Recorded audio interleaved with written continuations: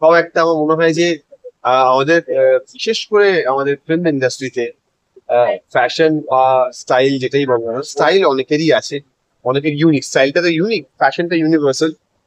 ফ্যাশনটা কিন্তু অনেক অনেক অনেক ইমপ্রুভ করেছে। মানে আগে যেখানে এক সানজিন হিরোর জামা এবং হিরোইনের শাড়ি হতো, হ্যাঁ আমরা সবাই দেখেছি লজ্জাবত সিং, সেখান থেকে আহ, বিভিন্ন ডিজাইনাররা এসছে শুধুমাত্র কলকাতা না, কলকাতার বাইরে থেকেও এসছেন এবং তারা এসে আমাদের অ্যাক্টার্সদেরকে আমাদের প্রেজেন্টেবল করছে।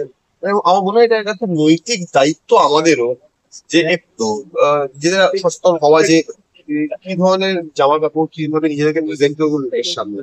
তো আমার মনে হয় কোথাও একটা সেখানে একটা স্বীকৃতি পেয়ে এত বছর ধরে করে আসছি, সেটা তার একটা স্বীকৃতিটা সত্যি খাওয়া সুস্মিতা দিকে কেমন লাগছে একটু বলো। most stylish most stylish television star বলছো email but yeah all the best and thank you so much কিছু বলো। cheers আর আমি একটা জিনিস বলতে চাই, I'm so happy to get this award from him. আরে হিম নামটা বলো। The Shahid Bhattacharya.